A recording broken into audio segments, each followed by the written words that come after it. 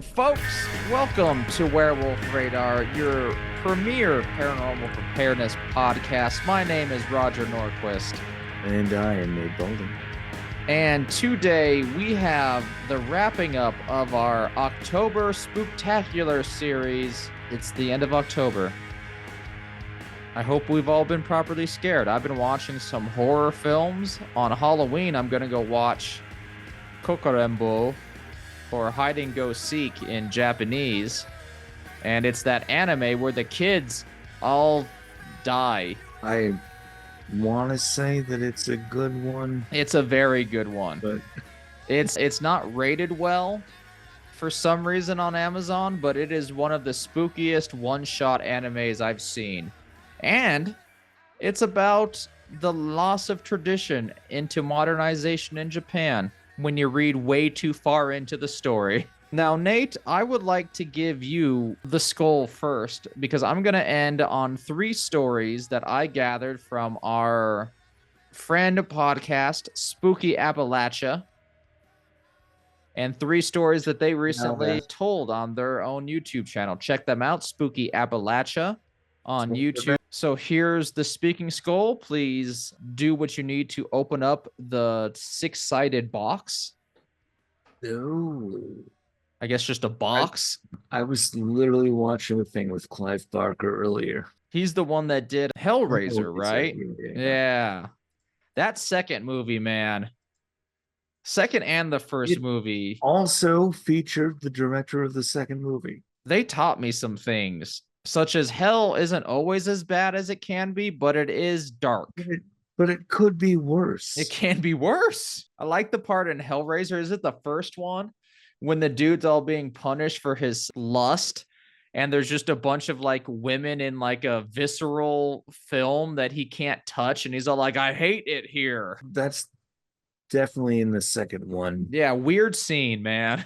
Yeah. That's the one where she gets risen from the bloody mattress, right? Yep. And then her flesh is taken. It's pretty great. It's a pretty it's there's a reason the Hellraiser films are beloved, and it is weird scenes like what we just poorly described. Anyway, let me twist this puzzle box out of the speaking skull.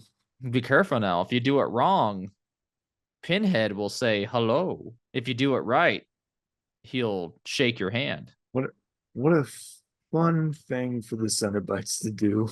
Nice to meet you. Nice to meet you, sir.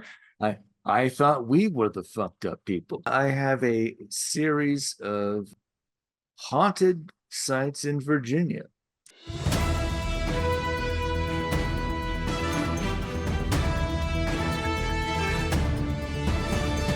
Ooh. We're going down to the Appalachian Mountains on this episode. You're goddamn right. The first one on here is Gadsby's Tavern Museum. Originally built as a tavern and inn for weary travelers to rest, Gadsby Tavern Museum is one side of the most curious mysteries in Virginia history. In 1816, a young woman traveled to Alexandria on a ship with her husband, contracting a disease on her journey that led them to seek rest and rehabilitation at the inn. I'm just going to guess scurvy. There's a number of things that can get you. Yeah. However, once brought to Gadsby's, her health quickly deteriorated, and on her deathbed, she made all of the people that attended swear an oath to never reveal her identity. To this day, no one knows who she was, but she's buried in St. Paul's Cemetery with a gravestone marked Female Stranger. That is fucking awesome. Like, it rules so much, but it's so sad. It's sad a little bit until you remember that she wanted this. She's all like, no, I want to go unknown. Put that on my fucking tomb. Both the cemetery located near Duke Street and room 8 of Gadsby's Tavern are supposedly haunted by the ghost of a young woman, forever unknown, yet never forgotten. Yeah, I'm not gonna forget this. It is literally gonna be in my will. Deal with it, Kylie. We'll just put unknown Norquist. Yeah, unknown Norquist, if you Uh, don't mind. there's, of course, the battleship Wisconsin in Norfolk, one of the largest battleships to have ever been built by the U.S. Navy. The Wisconsin looms large over the Nauticus Museum at downtown Norfolk's Waterside Drive. You can get a self-guided tour if you would like. We can Ooh. hear all about the stories of various military servicemen and the ghosts that are said to now roam the ship. Yeah, that's pretty cool. I like myself haunted boat tour for Well, sure. and you can also stay overnight if you'd like. Yeah. This next guy we have to talk about a little bit. William Wortham Poole, the Richmond Vampire, Yeah, aka we do.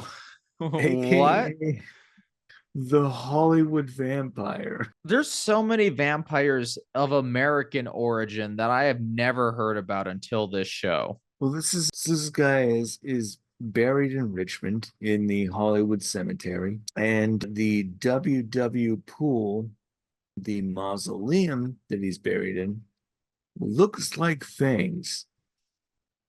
So everyone decided he was probably a vampire. Fair enough. Why else would you put fangs on anything of your tomb? Well, supposedly, Poole was run out of England in the 19th century for being a vampire. Oral legends to this effect were circulated in the 1960s. They may be influenced by the architecture of the tomb, which has both Masonic and ancient Egyptian elements. And like I said, the two W's look like fangs. Because the cemetery is adjacent to the Virginia Commonwealth University, this story became popular among students, especially in the 1980s, and was reported on in the student newspaper, which is kind of how it got its whole appeal. Student journalism does more for haunted stories than any other form of journalism, I feel. Well, I do gotta say, the actual guy was an American bookkeeper born in Mississippi, the son of Samuel Poole, and had a bunch of siblings who do not have death dates, and Nice. also children without death dates. So, It sounds like we got a list of vampires to hunt. yeah, let's talk about Oak Grove in Lexington. Okay, let's talk about it. Lexington has numerous historic sites, but few are as creepy as the Oak Grove Cemetery, where the famous Confederate general was laid to rest. Old loser McGee. Take a tour of Lexington that ends in the cemetery with haunting tales, where entertainers dressed in old-fashioned attire take you back through the history of Lexington and the chilling tales that have many believing that there are ghosts roaming the region, especially during Halloween. Some even swear they have seen Jackson and fellow Confederate General Robert E. Lee on his horse, just roaming the street. Yeah, that's awful. Here's more Hollywood Cemetery. The landmark's deceased residents include over 18,000 Confederate soldiers. Feels like a lot, but probably isn't. And these are how many ghost soldiers? At least 18,000 regular soldiers, so I don't know, 17,000 ghosts. That's a shit ton of ghosts for a small town to deal with. Two presidents, as mentioned. I mean, not real presidents. And if I didn't vote for him. well, and also definite fake president Jefferson Davis, and apparently 25 Civil War generals. In addition to these important burial memorials, you'll come across a large cast iron Newfoundland dog marking one small grave. The statue stands guard over the grave, holding the remains of a young girl who tragically died in 1862. Another strange sight within the cemetery is the tomb. Well, it's the Richmond vampire. His double fangs Yeah, the double W's. hanging over the entire area. The Exchange Hotel, another weird Virginia place, built in 1860 beside an, they say, important railroad junction. I suppose it probably was in 1860, having there only been one. That is the most important one we've ever had. Offering passengers worn out from long trips a place to rest. Unfortunately, 2 years later, the Civil War came to the region and the hotel had to be converted into a receiving hospital. In less than a year, over 23, this is again, seems like a high number, but the Civil War was pretty fucked up. Over 23,000 sick and wounded soldiers were brought to the Exchange Hotel. And by the time the war ended, the number had reached over 70,000. Jeez. Yeah, that Although, seems like it's a lot, but definitely, I think, believable. I don't know Civil War numbers, but I mean, if it was an important railroad junction, yeah, that probably happened. yep. Although no exact numbers exist from the casualties that occurred within the hotel's walls, over 700 people were buried on the surrounding grounds. And it is now, of course, a Civil War museum with all the accoutrement that claims. If you wanted to see a gray coat, This is the place for you. this one is kind of from the Bracy General Store. Okay. I like a good store haunting a lot. Some of my favorite ghost videos online are ones to where the store is haunted and seems to be operating way past operating hours.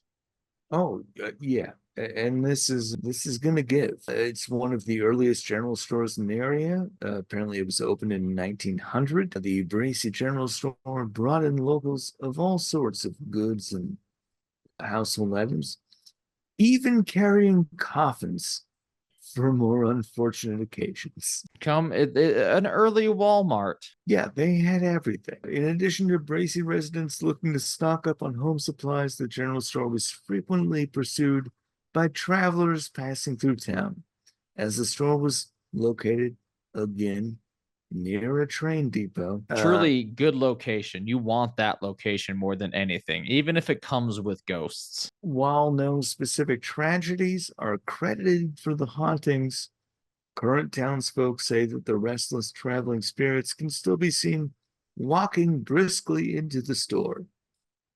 And the owner of the property claims to have captured many of the strange sightings on her security cameras. Nice. That's what I'm talking about.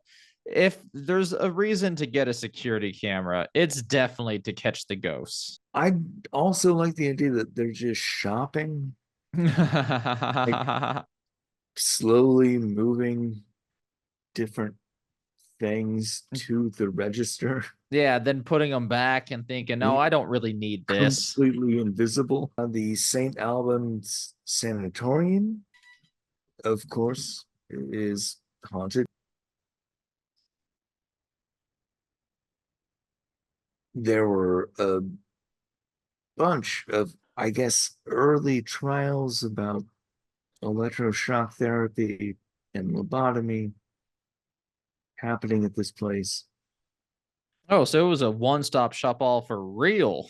Yeah, the trials, as expected, had no positive effect for the patients who acted as test subjects for the doctors, curious to see the results of such savage experiments without practicing on the general public. Yeah, this is kind of a wild one. Just St. Albans Sanatorium was a place where people were essentially tortured. A lot of people didn't survive naturally. They were fucking jabbing their knives in their heads. Additionally, the property was the site of an extremely violent Civil War battle. and visitors today report hearing rifles or cannons firing and smelling gun smoke when walking the grounds. So, yeah, naturally, this fucking thing is haunted as shit. We, of course, have the Ferry Plantation House at Virginia Beach. The constructed grounds on which the Ferry Plantation House resides dates back to 1642. 1642, you said? I'm sorry. That's right.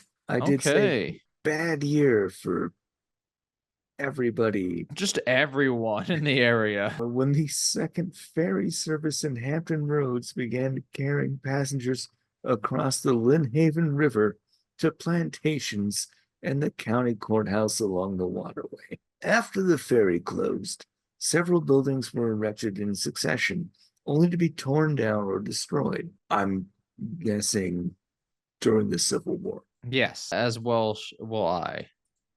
Eventually, the last buildings fell into disrepair and were all but forgotten by the living. But the previous residents are said to have never truly left the grounds. Oh. 11 spirits have been reported to haunt this house, including victims of a shipwreck that happened in 1810. Damn. So this is like a vortex for negative events. Yeah. After the city completed extensive renovations, the house was added to the Virginia Landmarks Register and is now, like everything else, apparently in Virginia, a museum.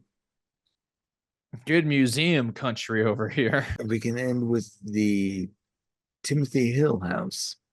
Okay. Built around 1800, the Captain Timothy Hill House. He's a captain. Has been dated as the oldest house still standing on the island. I should say this is in Chincoteague Island. The house avoided certain demolition in 1980 when new owners moved it from its original location. And if you see this thing, I don't know how the fuck they moved this. It got a lot of hard work and gumption, Nate. I mean, this is like the Odysseus ship of Timothy Hill. What's it called again? Timothy Hill? The Timothy Hill House, yeah. Let me see. Let me bring up this house. Bring it up. It is up on bricks. I see. This is one of those things where, like, how did they move the pyramids? And it is just a lot of backbreaking work. But yeah, that'd be a shit ton to move. I guess just put it on a flatbed, try not to bounce it about. I guess, but also the roof is entirely new. And the chimney? I think the chimney's original. They took off the chimney here. Wait, is the chimney the ghost? The chimney might be the ghost. All right. We're going to stop sharing that before we all get cursed. The home originally sat right by the water where a young family member or neighbor carved likenesses of the passing trade ships on the rough wood exterior of the building. And I do love a little vandalism. So vandalism's the coolest of crimes. This early graffiti is still visible today. But what led to the haunted history began with Captain Timothy Hill and his daughter, Jenny. Captain Hill favored Jenny above his other children and wished her to marry to a wealthy, well-educated man. However, a young man named Tom Friedman, who grew up with the family, was in love with the young Jenny. When the captain refused to allow the marriage, Tom became desperate and ambushed Jenny and her mother in a field. Sounds pretty fucking bad. Awful. Come on. Dudes, to this day, stop this. Stop ambushing ladies. Although the details are unclear, Tom ended up shooting Jenny and her mother. While the mother survived, Jenny died from her wound, and Tom took his own life in despair. What did you think was going to happen, Tom? Yeah, come on. You brought a gun to a... You brought a gun. It is believed that Jenny still hangs around the house, pining for the promising future so suddenly taken from her. Anyway, Virginia. Virginia, Yeah. awful place to What a be. haunted ass place. One of our most haunted states. Let me go look that up. Let's see if that holds true. The most haunted state. Okay, here we go. Bring that up. It's gotta be. Oh, It's gotta be something East Coast. wrong chart. This is the one we want. The one that shows Delaware at 95%. The most haunted states according to paranormal sightings based on the total number of ghost sightings in each state. Texas takes the lead. Where's Virginia? Top 10, I believe. Right? I would have thought it was higher. No, Virginia's fucked though. Look at that on the map. I mean, it's still extremely haunted. Texas is number 1 though, followed by California. And that's 7,300. California is at 6,800. And then the next closest one is Ohio at nearly 3,000. That is quite the jump. This is an electoral map.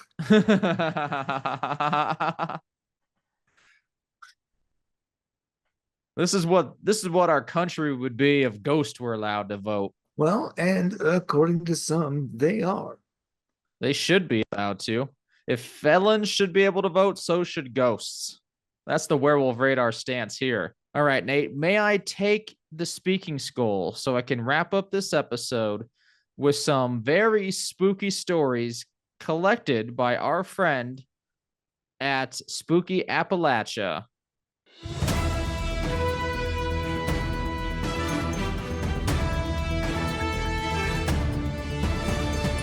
Please close the puzzle box. I will try, but I'm bad at puzzle boxes. So if I enter the realm of the Cenobites, you know what happened. This first one, and you can find all these at spookyappalachia.com and at their YouTube page. Please subscribe and hit that notification bell for them. They are crushing it.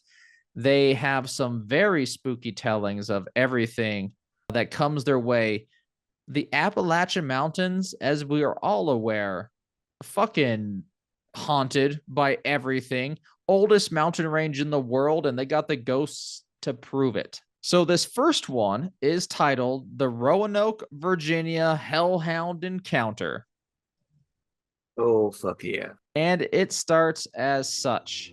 I was in the hospital having outpatient reconstructive surgery. So while I was there waiting to begin, I noticed some unusual phenomena.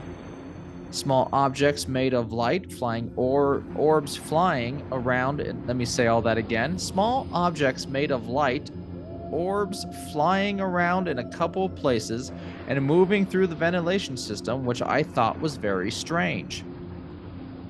There was in the pre-op area, and I was not medicated at the time. This was in the pre-op area. My bad. I know how to read barely. Sometime later, following the surgical procedure, I was in a private recovery room with my spouse, awake, bored, and waiting on the doctor to release me, and wondering if I could see anything else. I noticed that if I tried to stare in a way that makes spirits stand out, I wonder what that would be. I mean, this is straight up psychic phenomena. If they stared in that certain way to where they could see spirits stand out, I could actually see what appeared to be a translucent membrane moving as if it was stirred by a breeze, sometimes moving very close to me and sometimes very far. I couldn't figure out what it was. I couldn't keep it in constant view as it kept moving on this gentle breeze like a sail. I sensed the closeness of the other world and figured it out that this could possibly be the veil that separates our world from the other side. This is insanely Lovecraftian. Yeah, it is. Whatever it was, though, it had a pattern like elephant hide or a skin-like texture. Golden silver highlights with a blush to gray shadows, or bluish to gray shadows. Whenever I could see it, I tried to study it as much as possible.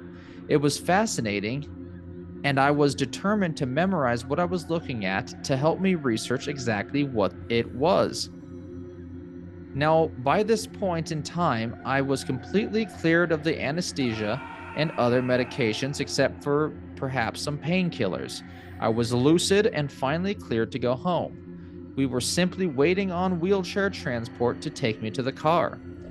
The hospital was swamped with all the post lockdown surgeries, so everything was taking a bit longer. Suddenly, I got the feeling of immense power in the area.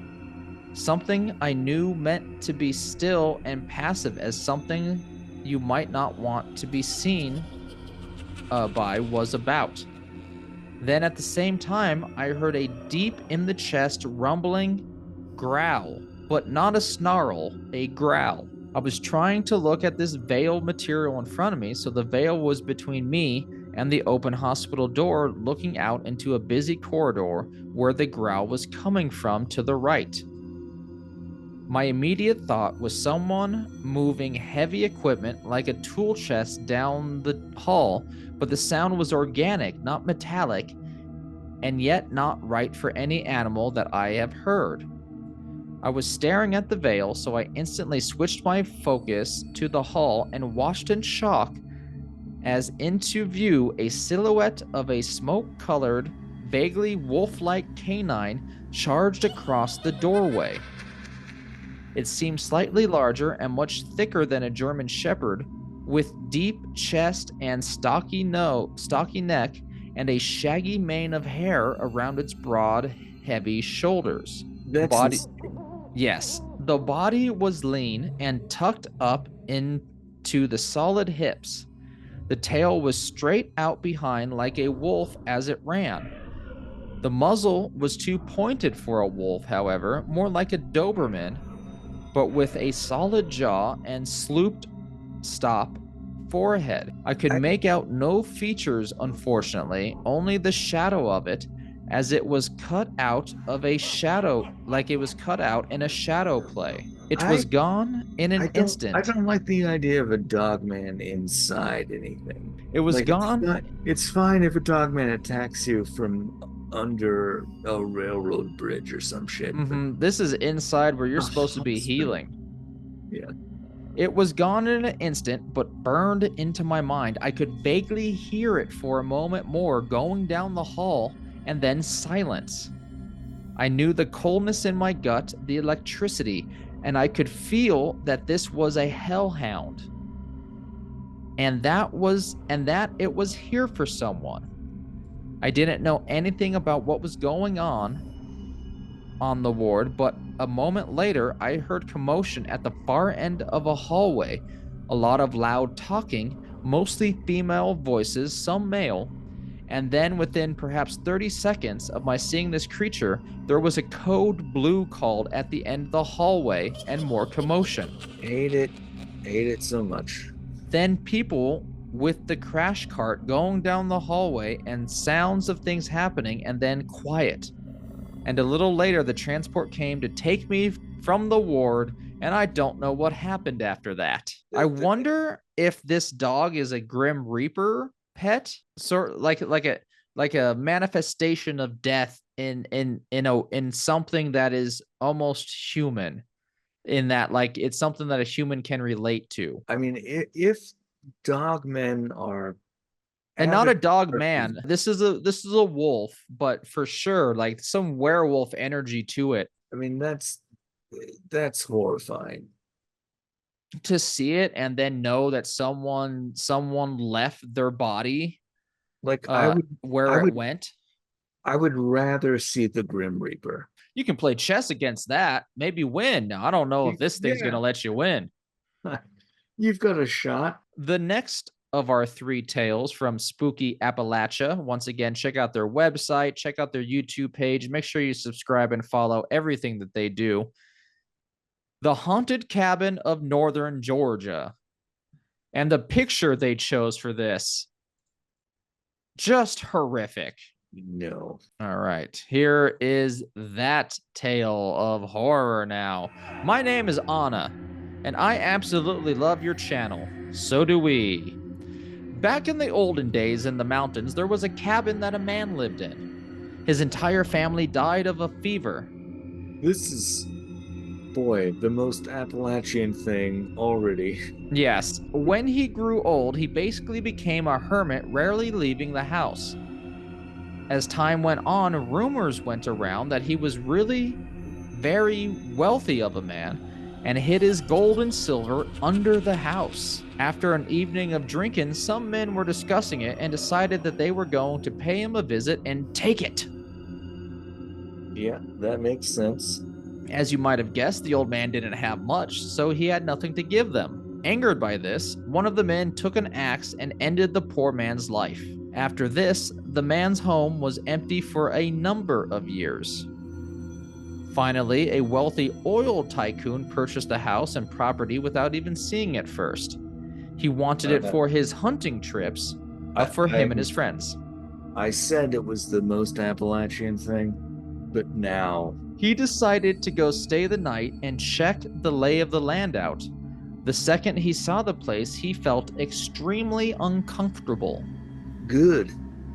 That night, when he nestled in for bed and had dozed off, he was awoken by the ghost of the old man who leaned over his bed staring at him. The ghost was covered in axe wounds and stared at him. As the ghost leaned in closer, it began screaming and then vanished. The oil man screamed so loud from his encounter, it damaged his vocal cords, allegedly. Legend has it, as soon as he got his bearings, he left and never returned to the property, selling it as quickly as he could. Yeah, this whole thing reeks of Appalachian legend. I love it. It's fantastic. This was told to the writer of it by their grandfather who lived in the area. I was going to say great grandmother, but Was this your grandpa coming clean? Was he one of the people who did it? Or was he the wealthy landowner? or was he the ghost? I was watching a bunch of weird movies about zombies and whatnot, and how in one of them it's Zombie High, I think it is. It's the Disney series. Yes. Yeah, Zombie High. I To am where weirdly enough. where zombies and humans are living next to each other, and then in the third movie aliens appear. But I wonder how possible it could be for something paranormal to get into the human genome, you know? Like, that's why some people have a little streak of white on their hair, because they're part ghost or zombie or werewolf or something. Sure. Throwing it out there. The last story that I shall read to us this spooktacular Spooktember is called The Haunting Tale of the Misty Lady. That's the MST3K lady. Yes. Yeah. All right. Every reference I have is fucking 40 years old. Don't worry. So my ladies' references are like that, and I'm like, no one remembers DB Cooper, man. Well, they were not supposed to. Now let's start The Haunting of the Misty Lady. It goes on. When I was in my 20s, I had come on some hard times through divorce and had a friend who invited me to stay with her for a few days. I agreed, and we went over the rules of the house, and she wanted to let me know her house had had some really strange and spooky things going on. She had 2 small children, and their bedroom was next to the bathroom that they shared, and when the doors were open, you could see into each other's rooms. A nice shared bathroom situation. Jack and Jill. Jack and Jill, thank you. I've lived in one of those. Now I was to sleep on the sofa, and that first night she told me that I might see strange things, but not to be afraid. Nothing was going to happen to me, and nothing would hurt me. It just is a toilet-licking yokai. Just please clean the toilet when you use it. That's why that is rule number 1 on the house rules. Well, That set me kinda on edge, and I had a little trouble falling asleep. Finally, I must have drifted off because I woke up to a strange feeling like I was being shaken and kinda sat up trying to see in the pitch black of the living room. What I saw was a mist and a misty like figure floating above the dining room floor, floating just outside of the children's bedroom. The figure turned towards me and put her fingers on her lips as if to say, "Quiet." That one gave me goosebumps bad. I was too terrified and amazed to move or talk, so I just gathered my covers closer to me and watched as she floated into the kids' room. I don't like where this is going.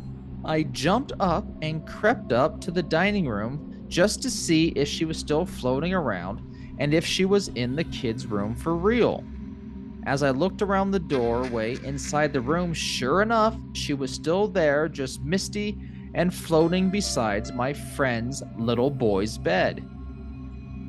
And of course, had to make an excuse for looking into the kids' room and then. You have a great excuse, and the person already knows about it. Can you imagine breakfast that morning to be like, so, first night here, what was that lady? Why is she obsessed with your kids? Now, she was just floating there, looking down on him. Needless to say, I was totally freaked out and ran straight into my friend's room and tried to wake her and let her know I had just seen this spirit in their kids' room. And she was standing looking over her little boy. My friend woke up and we talked as we crept back through the dining room to see into the kids' room. And as we looked in, she looked at us and disappeared like she was never there. This ghost is very sentient. I couldn't sleep after that and ended up staying up the rest of the night just on edge and listening to every sound going on in the quiet darkness. And my friend had gone straight back to bed telling me as she laid back down, she told me that strange things happened in her house, and with that flopped down and promptly went back to sleep. Yeah, ignore my child screaming. That happens.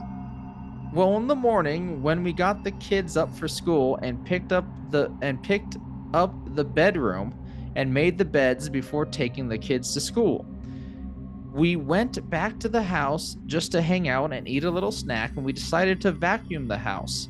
And I took the vacuum into the kids' room to do it first. Well, I stopped dead in my tracks when I saw their room. The toys we stacked on the shelves had been placed on the floor in different poses and presumed acts of play.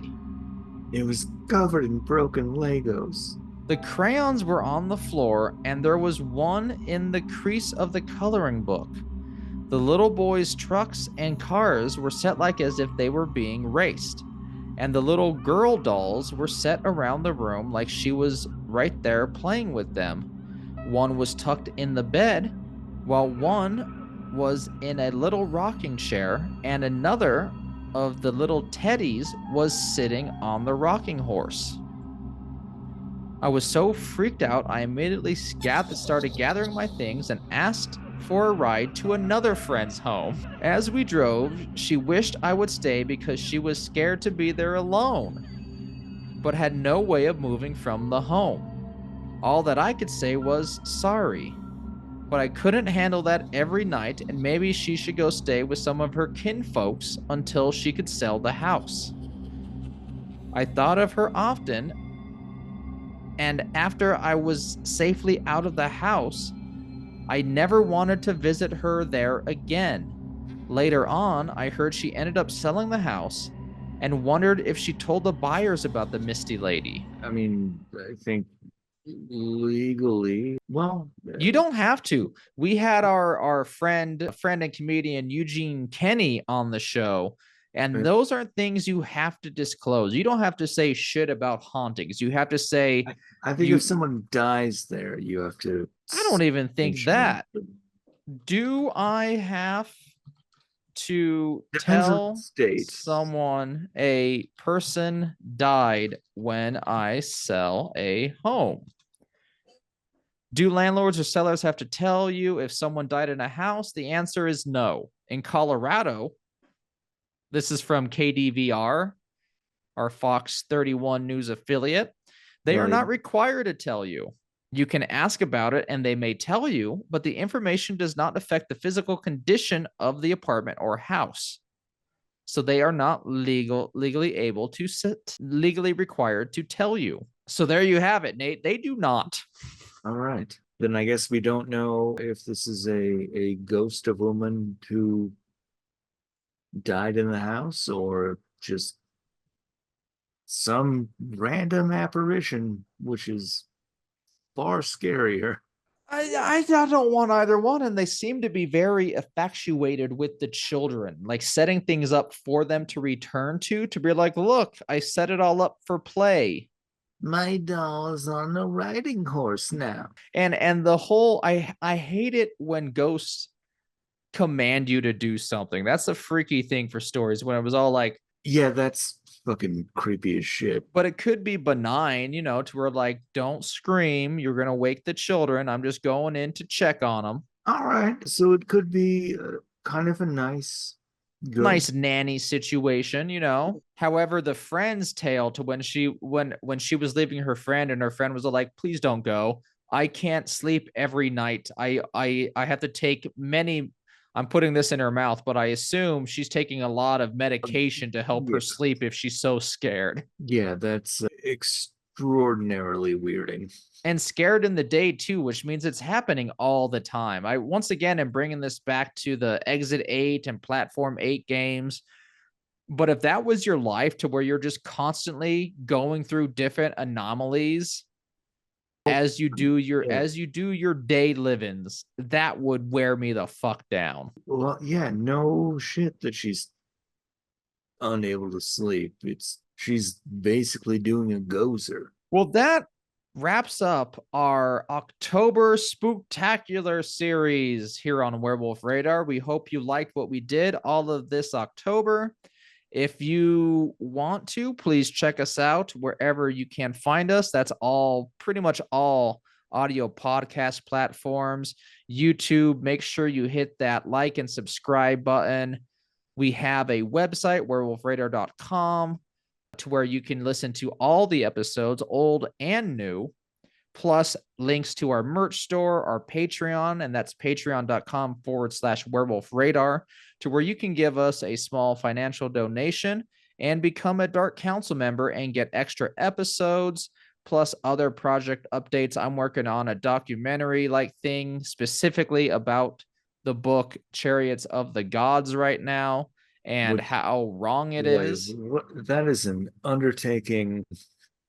I am at 5,000 words right now, and I don't think I'm not beyond the second chapter of correcting things to be like, this is wrong. It is. I applaud you. And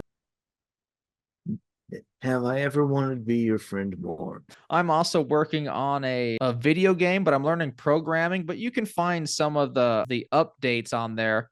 And I think it's pretty average compared to how bad some video games are right now. And I think that's it for me, Nate. You're the curator of the Grave Nuggets. Please listen to all those. Nate does some phenomenal work finding extra info on topics we don't talk about in the main episode. These are in-depth deep dives into what was the one we did today? It was White Ladies of England, sorta. Kind of, yeah, White Lady Phantoms, and also sort of adjacently Roadside Phantoms. Phenomenal work he's doing over there. If you like extra spookiness that you don't hear on so many other podcasts, our Grave Nuggets are where it's at. Access to those, once again, patreon.com/werewolf radar.